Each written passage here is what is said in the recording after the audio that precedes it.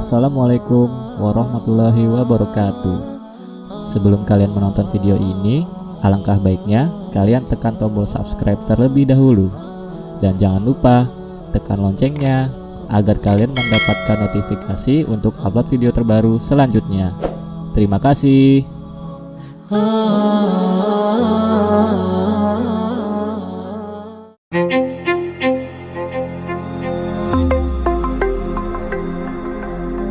Wassalatu wassalamu ala rasulillah wa ala alihi wa ashabihi wa man walah, amma ba'd.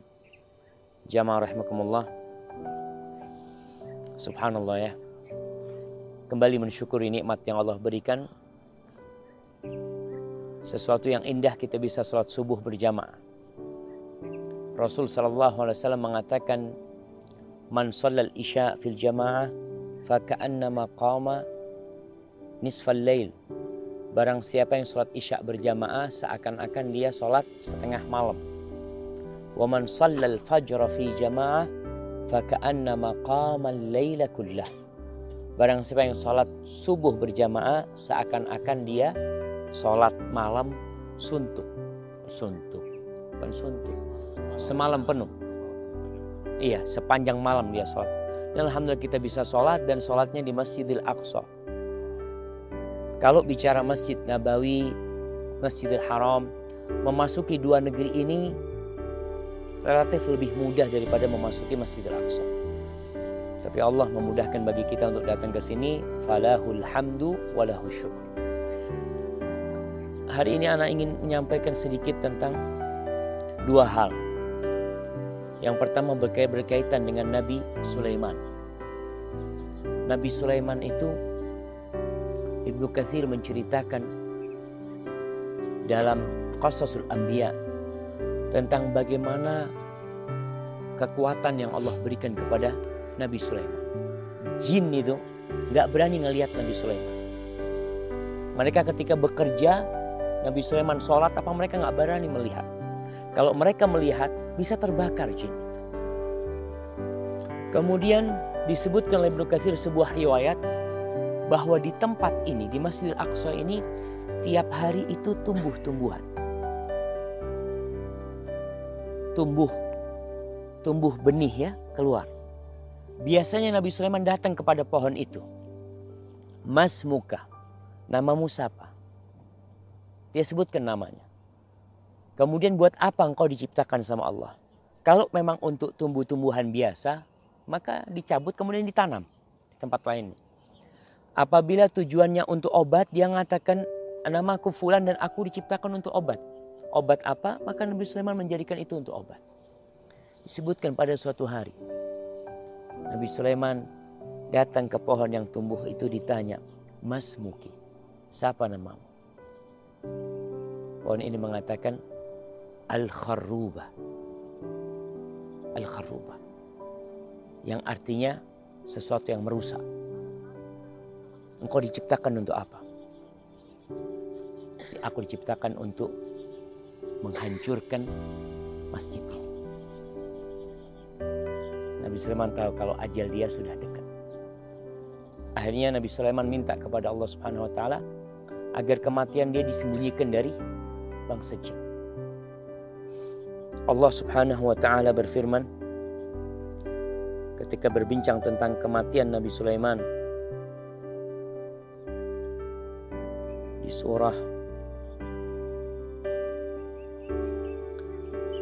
surat Saba, ketika Allah menjelaskan karunia yang Allah berikan kepada Nabi Sulaiman. Walaqad atayna Dawuda minna fadla. Kata Allah, Nabi Dawud telah kami beri karunia dari Allah. Ya jibalu awwibi ma'ahu wat-tayr wa alanna lahul hadid. Allah memerintahkan gunung-gunung itu untuk ikut kembali bersama Nabi Daud. Kalau Nabi Daud itu baca Zabur, itu gunung-gunung pun menyimak. Wat-tayr, dan burung-burung ikut menyimak bacaan Nabi Daud alaihissalam. Wa alanna lahul hadid. Dan kata Allah, dan kami jadikan besi itu sesuatu yang lunak di tangan Nabi Daud alaihissalam. Jadi pada waktu kerajaan Nabi Daud sebelum Nabi Sulaiman, Nabi Daud itu sering keluar kota, keluar pagar kota ini dalam rupa ya orang biasa. Dia selalu bertanya kepada orang yang datang, katanya, gimana menurut kalian raja kalian? Selalu yang disimak adalah pujian-pujian. Sampai suatu hari Allah kirim malaikat dalam wujud manusia. Ingat, ini dalam riwayat Israiliyat yang kita tidak boleh mendustakannya dan tidak boleh mempercayainya. Artinya kalau sesuai dengan syariat Allah kita percaya, kalau bertentangan maka kita tidak boleh menerima. Kalau ini cerita-cerita kita ambil hikmahnya. Lalu malaikat ini yang dalam wujud manusia katakan, Daud adalah raja yang baik. Cuma satu kekurangan dia. Apa kekurangan Nabi Daud? Siapa yang tahu? Mukanya ganteng. Masa 100 istrinya gak ganteng? Satu kata dia. Dia makan dari Baitul Mal. Makan dari kas negara. Itu kekurangan dia. Dia sadar. Akhirnya dia minta sama Allah, ya Allah kasih aku kerjaan ya Allah. Supaya aku gak makan dari hartanya umat. Aku makan dari penghasilanku sendiri. Di sini Allah katakan wa alanna lahul hadid. Kami jadikan besi itu lunak di tangannya Nabi Daud alaihissalam. Akhirnya Rasul SAW mengatakan kan, para nabi itu makan dari hasil kerja mereka. Dan Nabi Daud alaihissalam kana ya'kulu min kasbiyadi. Setelah itu Nabi Daud tidak makan kecuali dari hasil kerja. Beliau itu bikin baju besi. Jadi kalau kita lihat orang bikin baju besi itu mungkin dipanasin ya, kemudian patok. Ini Nabi Daud pakai tangannya. Allahu Akbar. Itu mukjizat yang Allah berikan kepada Nabi Daud. Kemudian Allah mengatakan anikmal sabiqatin wa qaddir fis sard. Engkau bikinlah dengan mukjizat yang Allah berikan. Engkau bikin baju-baju besi ya, yang kemudian engkau jual. Dan beramalah kalian amal soleh. Inni bima ta'maluna basir. Aku maha melihat dengan apa yang kalian lakukan. Kemudian wali Sulaiman ar-rih. Setelah menyebut Nabi Daud alaihissalam, ayahnya menyebutkan tentang karunia yang Allah berikan kepada Nabi Sulaiman, yaitu angin. Sebagaimana yang kemarin kita sudah bahas hal itu. Kemudian disebutkan anginnya ini uduha syahrun warawahwa syahrun. Jarak tempuhnya sekali jalan di pagi sampai zuhur itu sebulan, perjalanan sebulan yang biasa ditempuh. Dalam riwayat Ibnu Katsir menyebutkan kalau ingin lebih kencang lagi jalannya, itu yang dipanggil angin topan. Sehingga jaraknya lebih cepat lagi berjalan. Ibnu Katsir menyebutkan jadi ada semacam, kalau yang kita lihat kan karpet biasa. Jadi karpet itu ditaruh di atas kayu. Jadi angin ini datang masuk di bawah kayu itu. Jadi semacam kayak amben ya. Apa namanya? Iya. Itu diangkat. Kalau ingin lebih kencang lagi, topan yang dipanggil. Itu Allah berikan kepada Nabi Sulaiman. Dan yang dibawa di sana itu jamaah segala sesuatu yang dibutuhkan untuk perang. Jadi bukan hanya Nabi Sulaiman. Jadi pasukannya ikut naik.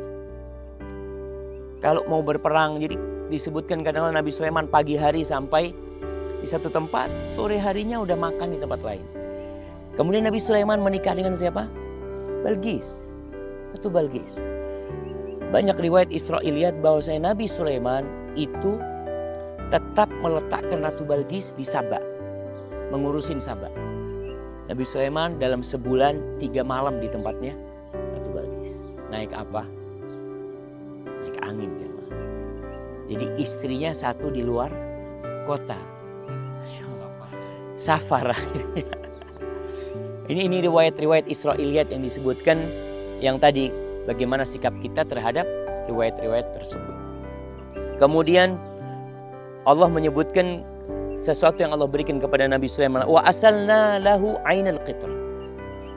Allah berikan kepada Nabi Sulaiman ini mata air besi atau mata air tembaga atau mata air bukan. Timah. Itu keluar jemaah seperti mata air. Yang disebutkan dalam riwayat itu adanya di Yaman sana. Jadi mata air itu hanya 3 hari disebutkan. Setelah Nabi Sulaiman ambil kebutuhannya, selesai mata air itu berhenti. Wa minal jinni man ya'malu baina yadayhi. Dan di antara bangsa jin itu ada yang bekerja kepada Nabi Sulaiman. Biizni rabbih. Ingat, kerjanya itu dengan izin Allah. Wa man yazigh minhum an amrina nudzikhu min adzabis sa'ir. Barang siapa di antara bangsa jin itu yang menyimpang dari perintahnya Nabi Sulaiman, maka kita akan berikan azab yang pedih buat dia. Ya tentunya di dunia dengan diikat, dibelenggu, nanti di akhirat akan diazab dengan azab neraka. Jadi jin itu bekerja seperti pekerja jemaah yang mengangkat barang-barang. Nanti kita akan ke Al-Khalil, ke Hebron. Karena ada kisah siapa sih yang bangun tembok yang diyakini kuburan Nabi Ibrahim. Ada riwayat yang mengatakan yang membangun itu Nabi Sulaiman. Membangun pagar saja untuk menutup kuburan tersebut. Ya'maluna lahu ma yasha'u min maharib wa tamathila wa jifanin kal jawabi wa qudur rasiyat. Kerjanya jin-jin ini Masya Allah. Dia bikin ruangan-ruangan yang indah. Mihrab ini sebenarnya adalah depannya ruangan. Depannya ruangan. Kita kalau lihat orang punya rumah depannya itu begitu indahnya ya. Kalau masjid bagian depannya itu disebut mihrab. Itu jin kerjanya bikin itu. Atau bikin patung-patung. Patung-patung yang ada di tembok-tembok. Apakah patung itu wujud manusia, wujud binatang? Mungkin. Ibnu Katsir menjelaskan bisa jadi itu syariat yang sebelum kita dibolehkan untuk bikin patung-patung. Karena kejadian penyebab pertama terjadinya kesyirikan di kaumnya Nabi Nuh apa? Patung kan? Bisa jadi pada waktu itu memang bikin patung itu boleh. Maka jin ini bikin ya patung-patung, gambar-gambar di dinding ya. Mungkin patung singa apa dia bikin. Wajifanin kal jawabi wa qudurin rasiyat. Dia bikin nampan-nampan untuk makan. Dia bikin panci-panci yang besar yang gak bisa diangkat sama manusia aja. Karena pasukannya Nabi Sulaiman banyak yang harus ngasih makan mereka. I'malu ala Dawud syukra wa qalilun min ibadiyas syakur. Allah katakan kalian beramalah wahai keluarga Daud sebagai bentuk syukur. Kita ini kalau dikasih nikmat hendaklah menjadikan nikmat itu sarana untuk beribadah. Allah perintahkan beramalah kalian sebagai bentuk syukur kalian. Lalu Allah sebutkan wa qalilun min ibadiyas syakur. Sedikit dari hambaku yang pandai bersyukur. Sedikit. Ya mudah-mudahan kita termasuk yang sedikit jemaah. Makanya Allah katakan wa qalilun min ibadiyas syakur. Sedikit dari hambaku yang pandai bersyukur. Maka kita harus berusaha untuk menjadi yang sedikit. Sudah yang namanya istana Nabi Sulaiman sepertinya memang bukan di sini. Nabi Daud bukan di sini. Ini Masjidil Aqsa. Artinya Nabi Sulaiman punya istana di dekat sini. Yang tadi Nabi Sulaiman tiap hari masuk ke Masjidil Aqsa, ambil pohon itu. Dia pohon itu yang terakhir. Pohon yang terakhir itu dicabut sama Nabi Sulaiman. Dibawa ke kebunnya dia. Ditanam di sana. Artinya disertai akan merusak. Dia akan mati. Akan selesai sudah urusannya. Dia minta kepada Allah Subhanahu wa Ta'ala supaya kematian dia disembunyikan dari jin. Riwayat-riwayat menyebutkan Nabi Sulaiman ini sedang membikin kubah dari kaca. Nabi Sulaiman ibadah di dalam. Kubah itu mungkin aja dia ada di sini, tempat ibadah Nabi Sulaiman. Allah mengatakan falamma qadayna alaihi al-maut ma dallahum ala mautihi illa dabbatul ardi ta'kulu min sa'ata. Nabi Sulaiman itu sholat, beliau pegang tongkat. Yang disebut tongkat itu dibikin dari pohon yang tadi. Itu jin kerja terus. Mereka nggak berani ngelihat. Kalau dilihat terbakar mereka. Mereka pokoknya kerja ngerjakan tugas yang diberikan kepada Nabi Sulaiman. Kan nggak langsung selesai kerjaan itu. Selama disebutkan 1 tahun. Nabi Sulaiman sudah meninggal dunia. Dalam kondisi berdiri. Tongkatnya itu.